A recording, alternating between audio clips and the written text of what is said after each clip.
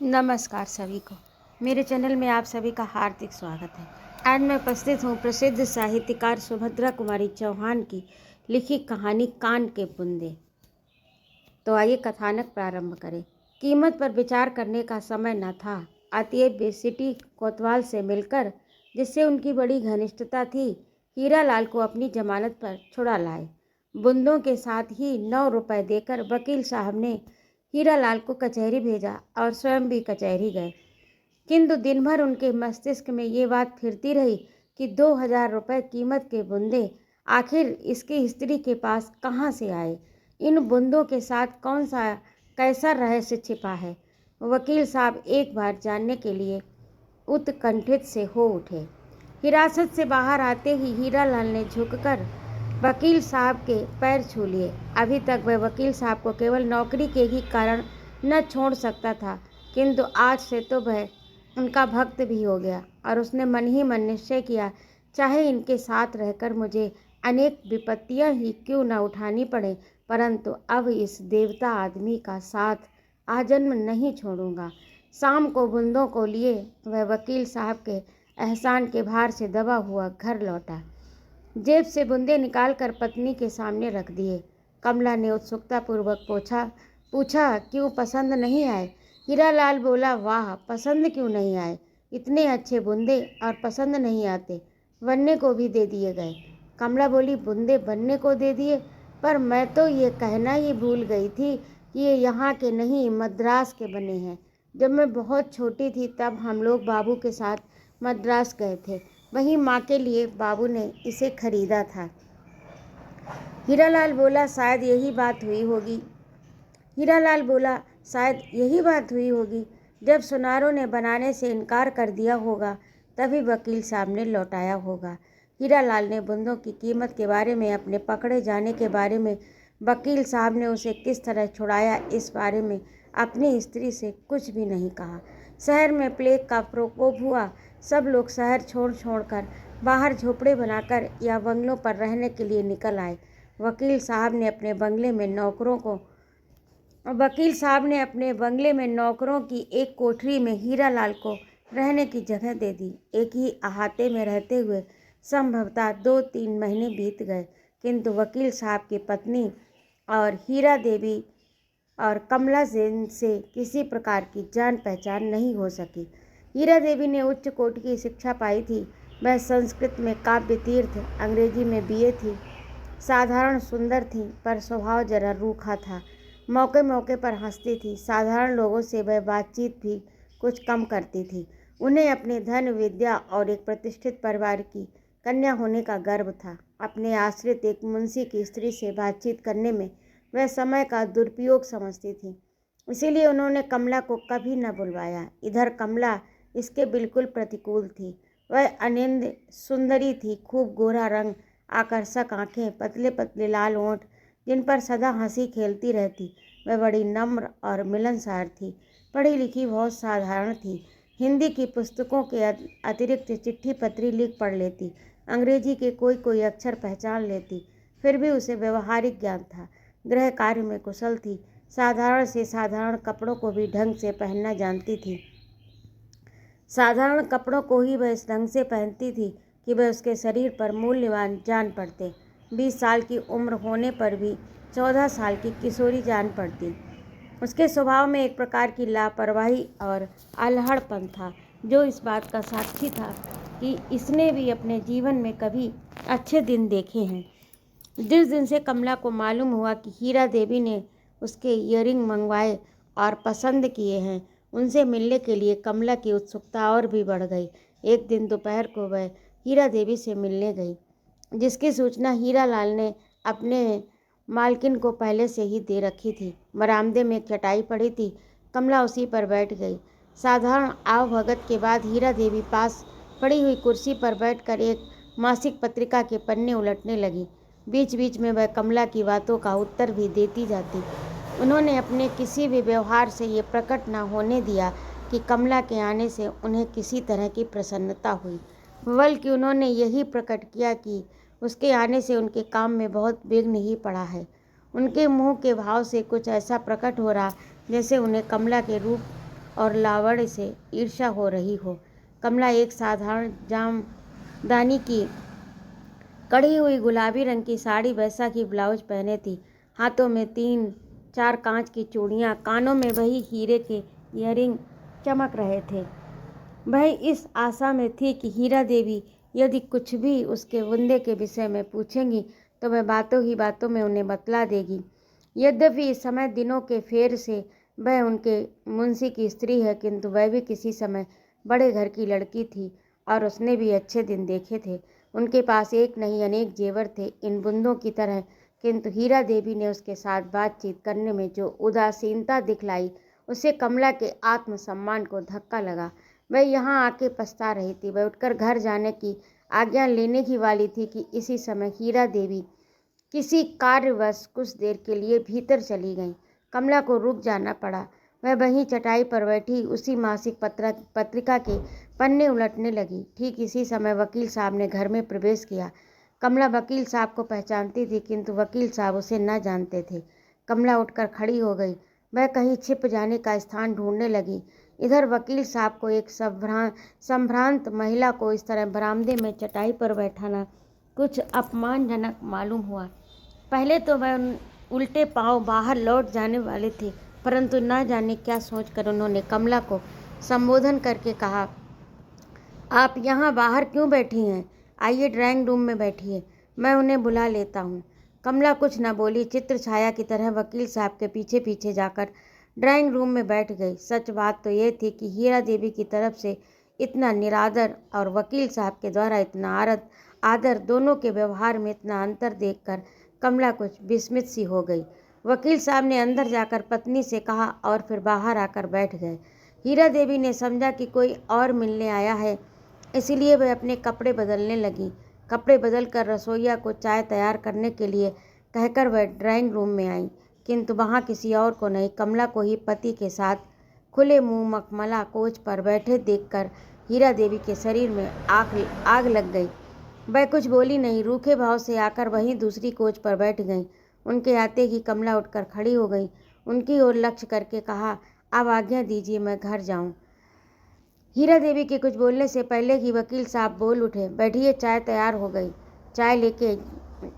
चाय लेके जाइए। एक तीव्र दृष्टि से पति की ओर देखकर हीरा देवी ने कमला से कहा, हाँ चाय पी के ही जाना।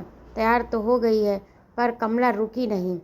कमला की सुंदरता की छाप वकील साहब के हृदय पर प्रथम दृष्टि में ही पड़ गई, इसीलिए वह सबकी नज़र बचाकर कभी कभी कमला के मुंह की ओर देख लिया करते थे, किसी बुरे भाव से नहीं।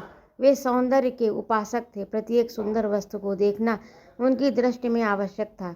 शिष्टाचार के तौर पर कमला के जाते समय हीरा देवी ने उसे कभी कभी आते रहने के लिए कहा। कमला इस कृपा के लिए उन्हें धन्यवाद देकर अपने घर गई। कमला के जाते ही पत्नी पर तिरस्कार सूचक दृष्टि डालकर वकील साहब ने पूछा, ये कौन थी?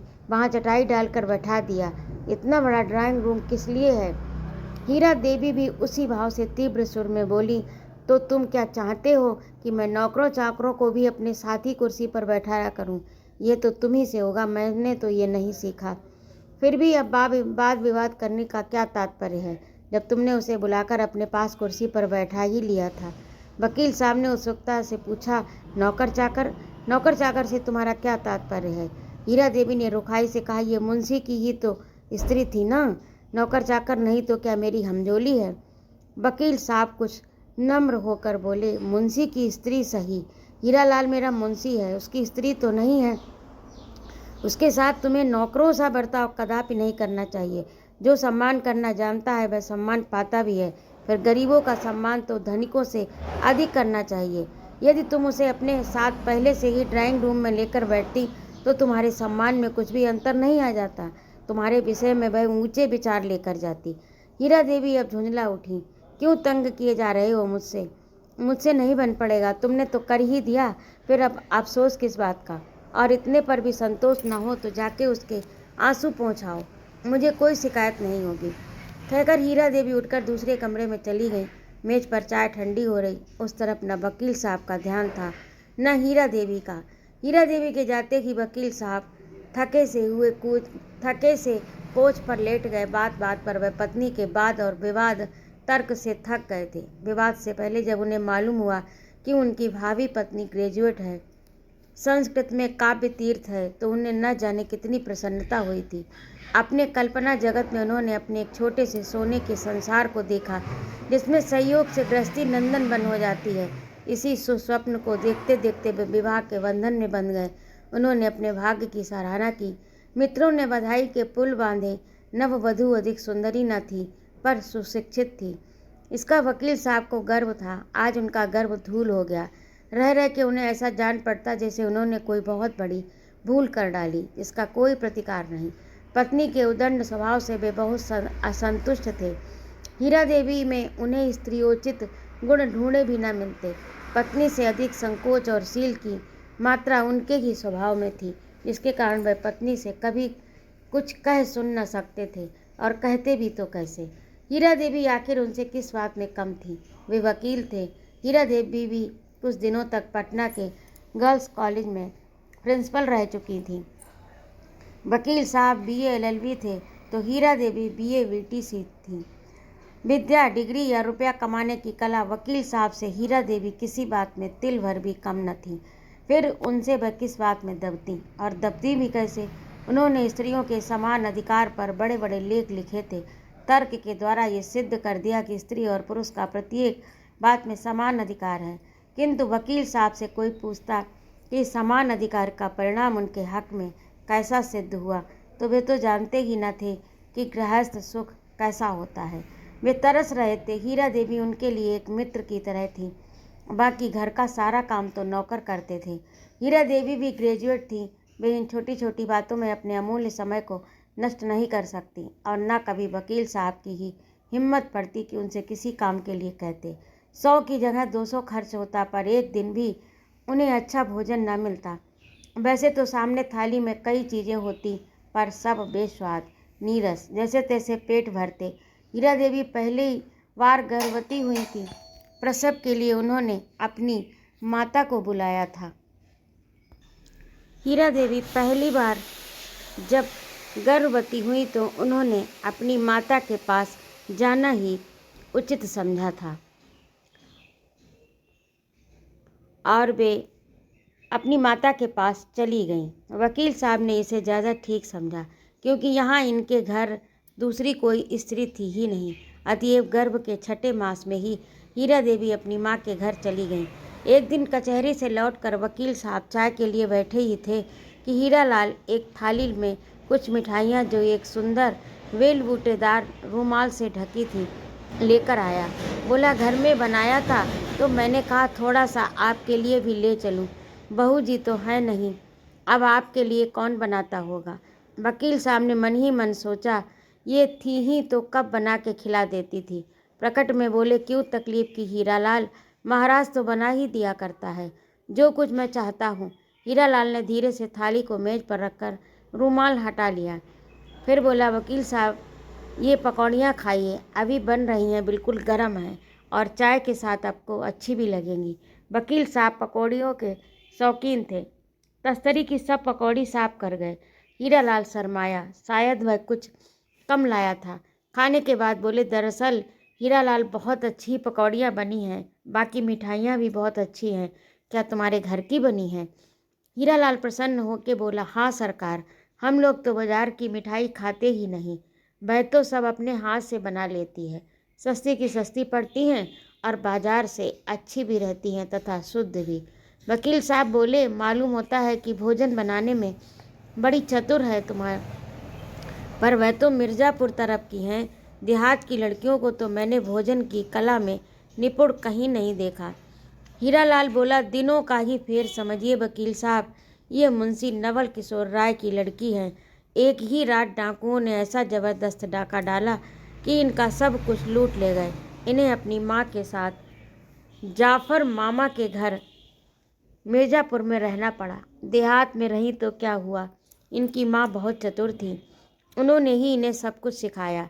उन कान के बुंदों के अतिरिक्त मोतियों का एक चंद्रहार भी उसके पास है। वकील साहब मैं क्या बताऊं, उसके हाथ में जैसे जादू है। मामूली दाल भात बनाती है, पर इतना स्वादिष्ट कि क्या बताऊं। वकील साहब आश्चर्य से बोले, अच्छा, ये मुंशी नवल किशोर राय की कन्या है। वह तो इलाहाबाद के बड़े भारी वकीलों में से थे, तभी ये इतनी चतुर हैं। हीरालाल ने प्रसन्नता का भाव जाहिर करते हुए कहा, वकील साहब, गुस्ताखी माफ़ हो, एक अर्ज करता हूँ, आप कल सवेरे मेरे झोपड़े में ही भोजन कीजिए, हम गरीबों के भोजन का स्वाद भी लीजिए। वकील साहब को अपने मुंशी के यहाँ भोजन करना जरा उचित न मालूम हुआ। बोले, क्यों तकल्लुफ़ करते हो हीरालाल, ये जो इतनी चीज़ें लाई हो यही मेरे लिए काफ़ी नहीं है क्या, फिर क्यों तकलीफ़ करते हो। हीरालाल बोला, इसमें तकलीफ़ की क्या बात वकील साहब, उनका स्वभाव तो ऐसा ही है, अगर 10 खाने वाले आ जाएं तो उसे दूनी खुशी होती है, सुस्ती तो उसमें नाम की भी नहीं।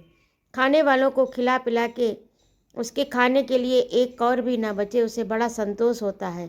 वकील साहब बोले, अच्छा, भोजन तो तुम्हारे घर का मैं स्वीकार कर लेता हूँ, पर मैं वहाँ खाने न जाऊँगा, तुम खाना यहीं ला देना। हीरालाल खुशी खुशी अपने घर गया। वकील साहब कपड़े पहन के क्लब गए। क्लब से उस दिन वकील साहब जल्दी ही लौट आए। उनका जी वहाँ भी न लगा। एक अजीब तरह की परेशानी उन्हें तंग किए डालती थी। भोजन के लिए महाराज पूछने आया। कई बार पूछने पर जैसे सोते सोते चौंक कर उन्होंने जवाब दिया, नहीं। महाराज इस नहीं का अर्थ कुछ भी न लगा सका। दोबारा फिर पूछा, साहब भोजन लाऊं? वकील साहब झल्ला उठे, बोले, अभी कहा था ना मत लाओ, क्या एक बार के कहने पर नहीं समझ सकते। महाराज चुपचाप चला गया। उस दिन किसी की हिम्मत वकील साहब से बोले कि ना हो सकी, किंतु 9 बजे रात को फिर हीरालाल दरवाज़ा खटखटाता हुआ पहुंचा।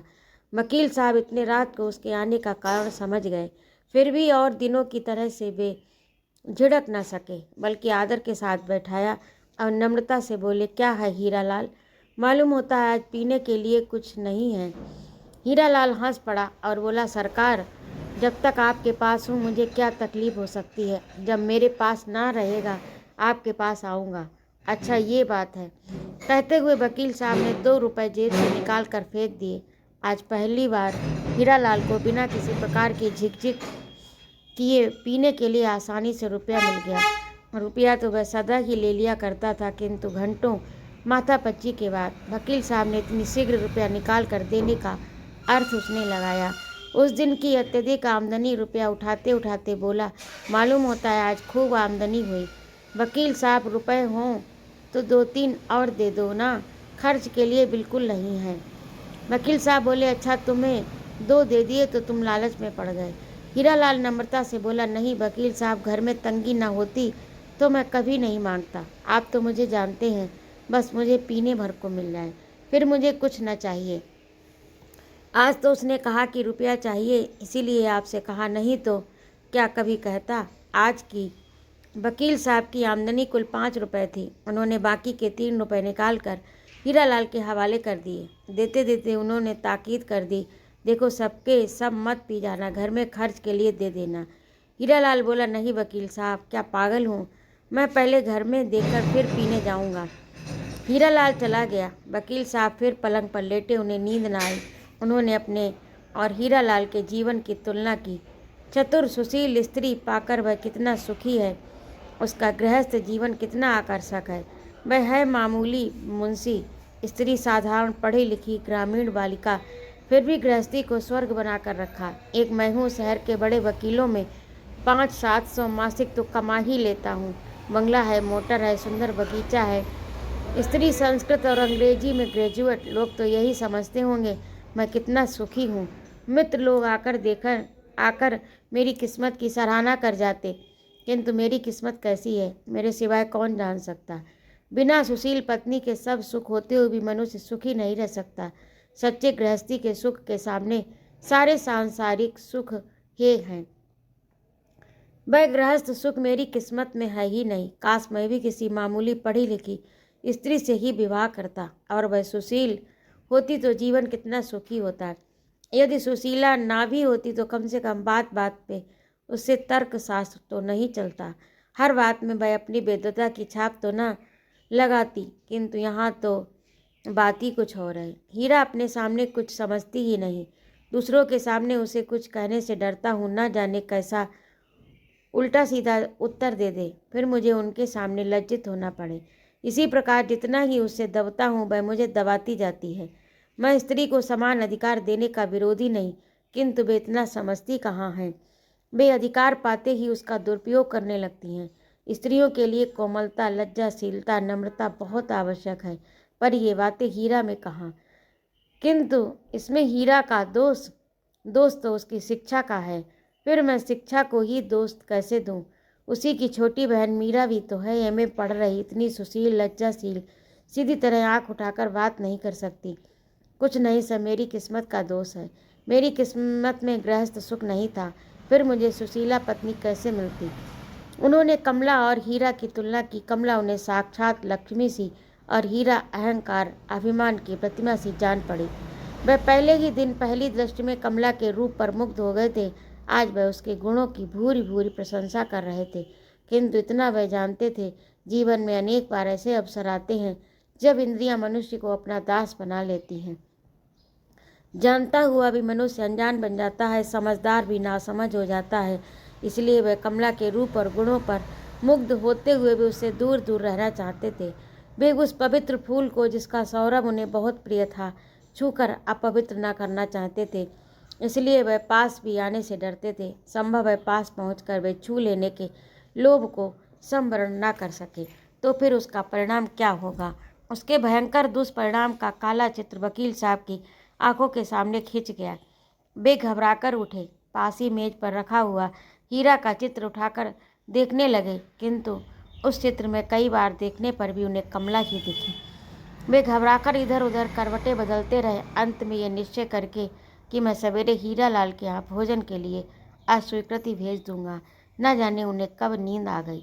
सवेरे जब वकील साहब सोकर उठे तो दिन चढ़ाया। हीरा लाल अपने कई मुवक्किलों के साथ वकील साहब की इंतजारी में बैठा था।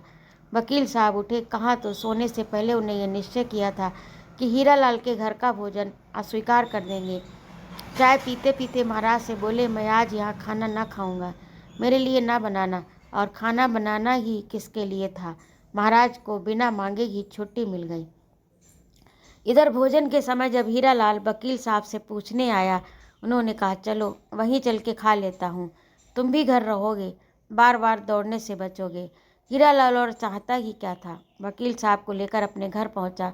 वकील साहब घर की सफाई देखकर दंग रह गए। छोटे छोटे 2 कमरे कमला ने ढंग से सजा रखे थे। इतनी सफाई थी कि वह उनकी चतुराई से चकित हो गए। उन्हें स्वप्न में भी यह आशा नहीं थी उनके नौकरों के रहने की कोठरी नंदन कानन बन रही। जो घर कमला सी चतुर गृहिणी के आलोक से आलोकित हो रहा, उसकी तुलना नंदन कानन से क्या करेगा। वकील साहब दूसरी कोठरी में बैठे थे। बीच के दरवाजे पर एक फटी हुई साड़ी का ही सिला हुआ हल्के रंग का पर्दा पड़ा था। पर्दे के पीछे से वकील साहब को बार बार कमला के पैरों की पाजेब की मधुर ध्वनि सुन पड़ती थी, जिससे रह रह के उनका मन चंचल हो जाता। जिन पैरों के पाजेब की मधुर ध्वनि वकील साहब के हृदय को दोलायमान किए डालती, उन पैरों को एक बार चूम लेने के लिए उनका मन आतुर हो उठा। हीरा लाल ने आसन बिछा के पानी रखा। कमला थाली परोस के लाई। आज उसने बहुत मामूली हल्के रंग की साड़ी पहन रखी थी। नीले रंग में उसका रूप और भी निखर पड़ता था।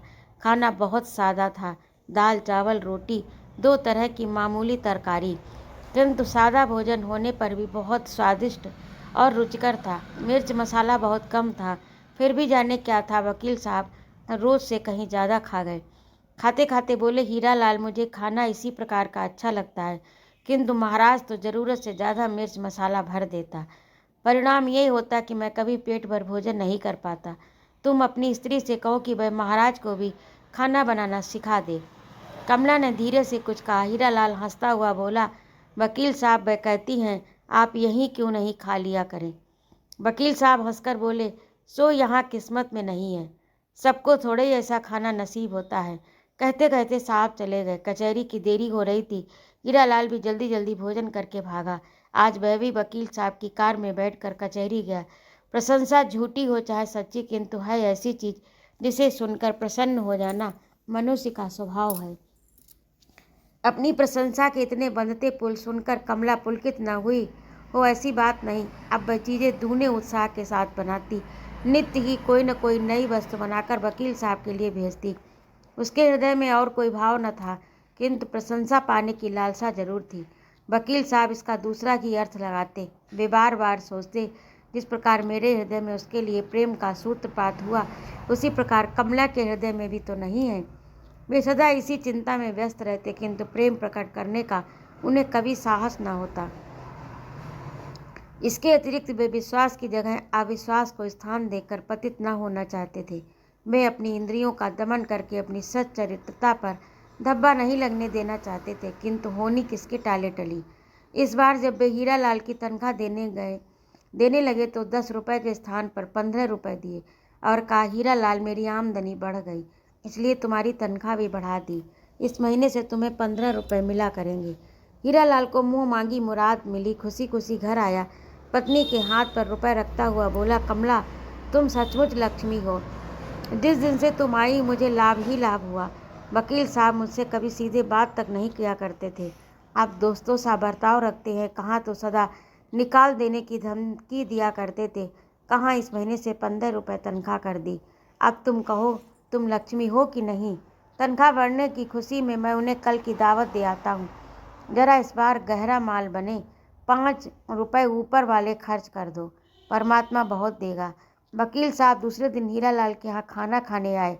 आज कमला ने कई तरह की भोजन सामग्री तैयार की। हीरालाल थाली परसवा के वकील साहब के सामने रख ही रहा था कि बाहर से कुछ मुवक्किलों ने आवाज़ दी, हीरालाल कमला से कहकर कि तुम वकील साहब को खिला दो, मैं जरा मुवक्किलों को संभाल लूँ, वरना बहक जाएंगे। बाहर चला गया। सामने ही दूसरे वकील का घर था। उसे डर था कहीं मुवक्किल दूसरे वकील के घर न चले जाएं। हीरालाल मुवक्किल से बातचीत कर रहा था। कमला वकील साहब को खाना खिला रही थी, बिल्कुल एकांत। सामने वही वस्तु जिसके वे भक्त थे। वकील साहब कुछ हतप्रभ और चंचल हो गए। वे बोले, खाना इतना अच्छा बना है, जी चाहता है बनाने वाले का हाथ चूम लूं। कमला कुछ न बोली। उसे ये एकांत अच्छा न लग रहा था। उसे वकील साहब के चेहरे की लाली, आंखों की उन्मत्तता साफ दिख रही थी। हाथ धुलाने के बाद कमला टॉवल देने लगी। वकील साहब टॉवल लेकर कमला की ओर झुके। कमला हाँ हाँ क्या करते हैं आप। पीछे सरकी, पीछे दीवार के कारण ज़्यादा न हट सकी। वकील साहब ने ज़रा ज़्यादा झुककर कमला के ओंठों पर अपने ओंठ जड़ दिए। न चाहती हुई भी कमला इसका विरोध न कर सकी। कुछ क्षण कमला के अधरामृत का पान कर बिना कुछ कहे ही वकील साहब बाहर चले आए। वकील साहब के बाहर आने के बाद हीरालाल भी खाना खाने गया। आज फिर वकील साहब के साथ हीरालाल को कचहरी जाना पड़ा। हीरालाल के कचहरी जाने पर कमला वकील साहब के कृत्य पर बार बार विचार करती रही। उसे रह रहकर उनके साथ साथ अपने पतन का दुख हो रहा था, किंतु उसने तो कभी सोचा भी ना था कि ये मामला ही इस हद तक पहुंच सकता है। शाम हुई। आज वकील साहब क्लब न जा सके, उनका चित्त उदास था। आज हीरालाल को कोई आमदनी भी न हुई, वह भी पीने के लिए व्याकुल था। वह फिर वकील साहब के पास आया। वकील साहब को समझने में देर न लगी। 1 रुपया निकाल कर उसके हाथ में रख दिया। हीरालाल कलारी की तरफ भागा। वकील साहब धीरे धीरे हीरालाल के घर की ओर गए। जूतों की आवाज़ सुनकर हीरालाल के धोखे में कमला ने उठकर दरवाज़ा खोल दिया। सामने वकील साहब को खड़ा देखकर वह बहुत घबराई। अब न दरवाज़ा बंद करते बनता न खोलते। वह कुछ क्षण तक दरवाज़ा पकड़े खड़ी रही, फिर बोली, क्या चाहिए आपको। वकील साहब रुंधे हुए कंठ से कंपित स्वर में बोले, तुमसे माफ़ी मांगने आया हूँ, कमला जरा भीतर बैठ जाने दो। फिर कहता हुआ कमला दरवाजे से सरक गई। वकील साहब आकर भीतर कुर्सी पर बैठ गए। कहा, मुझे अपने कृत्य पर बड़ा दुख है। कमला तुम मुझसे नाराज़ तो नहीं हो। कमला कातर स्वर में बोली, मैं नाराज़ हूँ या खुश, अब पूछ कर क्या होगा, ये तो आपको पहले ही पूछना चाहिए था। फिर भी मैं आपसे पूछती हूँ, आखिर हट से क्या लाभ। मेरी और आपकी दोनों की ज़िंदगी बर्बाद हो जाएगी। वैसे आपको तो विशेष क्षति न होगी, किंतु मैं कहीं की नहीं रहूँगी।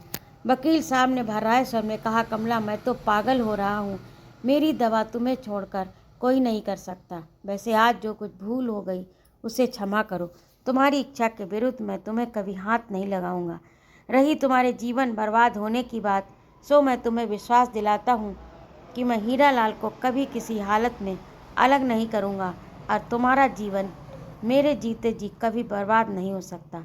कमला ने दीन भाव से कहा, दीन भाव से पूछा, फिर भी ये कहाँ तक उचित है कि जो आदमी आपका विश्वास करे उसी के साथ आप अविश्वास करें। कभी इन्हें अर्थात हीरालाल को जरा भी शक हुआ तो मेरे और आपके विषय में क्या सोचेंगे? वकील साहब बोले, कमला शक होने ही कैसे पाएगा? कहते उठकर पास खड़ी हुई कमला का उन्होंने गाढ़ा आलिंगन कर दिया और उसी शाम उनका पतन हो गया। इस बात से कमला को जो दुख था वह तो था ही, वकील साहब भी अपने कृत्य से संतुष्ट न थे। न जाने कितने दिन और कितनी रातें उन्होंने बेचैनी से बिताई, किंतु कार्यक्रम उनका ज्यों का त्यों चलता रहा। रोज शाम को हीरालाल जब कलारी जाता, उसी समय वकील साहब अपनी मधुशाला में पहुंचते। ये क्रम महीनों चलता रहा, किंतु हीरालाल कुछ भी न जान सका। धीरे धीरे कमला को गर्भ के लक्षण प्रकट हुए। विवाह को 9 साल हो चुके थे। इतने दिन बाद ही सही हीरालाल ने उम्मीद छोड़ सी दी थी, किंतु जब उसे मालूम हुआ कि कमला गर्भवती है तो उसे बेहद खुशी हुई। उसने मन ही मन सोचा, वकील साहब के यहाँ लड़का हुआ तो इधर भी ईश्वर ने भेज दिया, इसमें क्या रहस्य है? बेचारा हीरालाल नहीं जानता था। एक दिन हीरालाल भोजन के बाद रुपया लेकर कलारी की तरफ चला। रास्ते में उसका एक लेनदार मिल गया। उसे हीरालाल से करीब 10 रुपये लेने थे। हीरालाल को देखते ही उसने 10 तो सीधी सीधी सुनाई और रुपए छीन लिए। अब कलारी जाके हीरालाल करता तो क्या करता? लाचार घर की तरफ लौट पड़ा। घर आकर अपने घर में उसने वकील साहब को बैठा पाया। अपने घर में वकील साहब को देखकर हीरालाल को अचानक उस समय पहुंचा देखकर वकील साहब को आश्चर्य हुआ, किंतु वकील साहब चतुर थे। बोले, क्यों हीरालाल, हमेशा तो मुझे भोजन के लिए पूछा करते थे। आज जब मुझे घर में ढंग का खाना न मिला तो पहले से खा पी कर बैठ गए। हीरालाल बोला, अरे तो और बन जाएगा वकील साहब। उसने पत्नी को वकील साहब के लिए कुछ बनाने का इशारा किया। वकील साहब रोकते हुए बोले, नहीं नहीं, अब क्यों तकलीफ़ देते हो? मैं जानता हूँ तुम लोगों ने खाया पिया ना होता तो मैं भी कुछ खा लेता। फिर कुछ हंसकर बोले, और तुम्हारा क्या हाल है? मालूम होता है आज चढ़ाई नहीं। हीरालाल के हृदय में कुछ आशा का संचार हुआ। इस समय मदिरा से अधिक आकर्षक कोई चीज़ दूसरी दुनिया में उसकी दृष्टि में नहीं थी। बोला, चढ़ाता कैसे वकील साहब? एक साला लेनदार मिल गया, रुपया ही छीन लिया। फिर मैं कलारी तक नहीं गया, जाके भी क्या करता? वहाँ कहीं दूसरों को पीते देखकर जी खराब होता। आपके पास हो सरकार तो जिला लो, नहीं तो बिना खुराक के मर जाऊंगा। जेब में से 5 रुपए का नोट निकालते हुए वकील साहब बोले, मेरे पास छुट्टा रुपया नहीं और तुम्हें रुपया देते हुए डर लगता है। नशे के झोंक में न जाने कितने का पी जाओ। हीरालाल बोला, नहीं सरकार, ऐसा भी कहीं हुआ है? मैं तो उतना ही पीता हूँ, मेरी तो खुराक उतनी है, बस 1 रुपया 8 आना। हीरालाल नोट लेके जाते जाते कमला से बोला, वकील साहब को कुछ बना के खिला जरूर देना। वकील साहब बोले, पहले अपनी फ़िक्र कर लो, फिर हमारी फ़िक्र करना। हीरालाल हंसता हुआ चला गया। हीरालाल जब आँख से ओझल हुआ तो कमला का आलिंगन करते हुए वकील साहब बोले, तुम इस शराबी की दास हो कमला। यदि बदलने का कानून होता तो मैं हीरा को देके तुम्हें ले लेता। हीरालाल के साथ भले खुश न रहती, पर तुम्हारे सरीखा सुखी तो दुनिया में कहीं ढूंढने से भी न मिलता न कमला। कमला ने कुछ उत्तर न दिया। विदाई की अंतिम छाप कमला के होठों पर लगाकर वकील साहब अपने घर गए। कमला के गर्भ का 5वां महीना चल रहा था। हीरालाल खूब पी के लौटकर 3.5 रुपये कमला के सामने फेंक दिए। फिर वह खाट पर बेहोश गिर पड़ा। आज उसने दूनी चढ़ा ली। धीरे धीरे हीरालाल को अपनी स्त्री और वकील साहब के चरित्र के विषय में कुछ संदेह होने लगा, किंतु कुछ भी कहने की हिम्मत न पड़ती। जब तक वह अपनी आँख से कुछ देख न ले तो कैसे कहे। लेकिन इस विचार मात्र से ही उसका हृदय बड़ा विचलित हुआ। वह अब ज़्यादा पीने लगा, किंतु इस पर भी उसे शांति नहीं मिलती। वह बड़ा व्यथित और घबराया सा रहता। एक दिन वह कमला से बोला, कमला, जाने क्यों मुझे तुम्हारा वकील साहब के साथ इतना मिलना जुलना पसंद नहीं आता। कमला ने कहा, मैं तो उनके घर मिलने जाती नहीं, तुम उन्हें मना कर दो, मैं उनसे कभी ना मिलूंगी। हीरालाल निरुत्तर हो गया। वकील साहब को रोकने का उसमें साहस नहीं था। उसने सोचा, मकान ही बदल लूँ तो अच्छा हो रहेगा।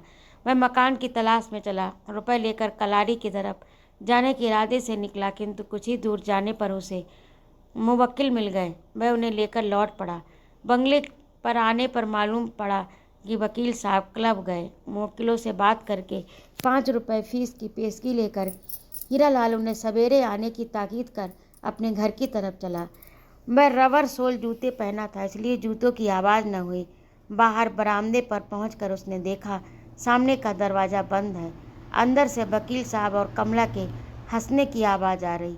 वह चुपचाप कुछ क्षण तक खड़ा रहा। उसने सुना कमला कह रही थी, लड़की हो या लड़का है तो तुम्हारा ही, उसकी पूरी जिम्मेदारी तुम ही पर होगी। मैं ये न देख सकूंगी कि तुम्हारा बच्चा मोटर पर बैठकर स्कूल जाए और दूसरा पैर घसीटता हुआ जाए। वकील साहब बोले, पगली हुई हो, तुम्हें भी मैं यहाँ न रहने दूंगा। मैं तुमको लेके भाग जाऊंगा। वकालत, मकान, बगीचा सब हीरा और हीरालाल के लिए छोड़ जाऊंगा। मेरे पास बस तुम रहो। मैं दुनिया की सारी संपत्ति को ठुकरा दूंगा। मोटर मैं अपने बच्चे के लिए साथ रखूंगा, कहीं भी रहूंगा, कमा खाऊंगा। हो ना इस बात के लिए। कमला हंस पड़ी। हीरालाल अधिक न सुन सका। संताप से वह पागल सा हो रहा था। उसने जोर से एक ठोकर दरवाजे पर लगा दी। दरवाज़ा अंदर बंद था। वह वहाँ क्षणभर भी न ठहर सका। तेजी के साथ अहाते से बाहर निकल आया। अंधकार में किधर अदृश्य होगा कोई न जान सका। इस घटना को हुए कई मास बीत गए। अब कमला और वकील साहब के संबंध की चर्चा घर घर में थी। संदेह तो लोग पहले से ही करते थे, किंतु हीरालाल के इस प्रकार अचानक लापता हो जाने से संदेह करने में कोई संदेह का कारण न रह गया। एक सखी ने कुछ गोलमाल करके हीरा देवी को भी लिखा। यह भी लिखा वह फौरन चली आए। इसके एक ही दिन पहले हीरा देवी को पति का पत्र मिला था, जिसमें लिखा था, यहाँ कई तरह की मौसमी बीमारियाँ फैली हैं। ऐसे समय में तुम बच्चे को लेकर यहाँ मत आना, मैं स्वयं तुम्हें लेने आऊँगा। अब हीरा देवी पति के असली मतलब को समझी। उनके सिर से पैर तक आग लग गई। उसी दिन रात की ट्रेन से वह रवाना हो गई। उनके पहुंचने से 15 दिन पहले बंगले में ही एक कमरे में कमला को कन्या हुई थी। हीरा देवी के इस प्रकार अचानक पहुंचने की वकील साहब को संभावना न थी। वह किंग कर्तव्य विमूढ़ से हो गए। उनकी समझ ही में न आया क्या करे। पहुंचने के कुछ ही घंटे बाद हीरा देवी ने देखते देखते कमला को बच्ची समेत बंगले से बाहर निकाल दिया। बंगले से निकलते समय कमला वकील साहब के दफ्तर की तरफ मुड़कर बोली, मुझे उन कोठरी में से एक में रहने दो। मैं इतना नन्हा सा बच्चा लेकर कहाँ जाऊँ? फिर मुझसे चला भी तो नहीं जाता। वह अपनी बात पूरी भी न कर पाई थी कि अचानक हीरा देवी आ गई। डांट के बोली, सीधी निकल जाओ, मेरी इच्छा के विरुद्ध तुम इस अहाते में पैर भी नहीं रख सकती। वकील साहब बुद्ध की नाई बैठे रहे, उनसे कुछ भी न करते बना। उन्हीं की आंख के सामने जिसे उन्होंने इतना आश्वासन देख रखा था, वही कमला गिरती पड़ती किसी प्रकार बंगले से बाहर चली गई। किसी को उस पर दया नहीं आई, किसी ने उन्हें शरण नहीं दी। अपने पाप के फल को हृदय से लगाए संताप के आंसू बहाती हुई कमला निरुद्देश्य भाव से चली जा रही थी। तो ये था आज की कहानी का भाग, जो कि सुभद्रा कुमारी द्वारा लिखित है। आपको कैसी लगी कमेंट करके अवश्य बताइएगा। और यदि आपको मेरा कहानी सुनाना अच्छा लगता हो तो कृपया चैनल को सब्सक्राइब अवश्य करें, लाइक और कमेंट करें तथा अपने मित्रों में शेयर भी करें। सुनने के लिए बहुत बहुत धन्यवाद। जय माँ भारती।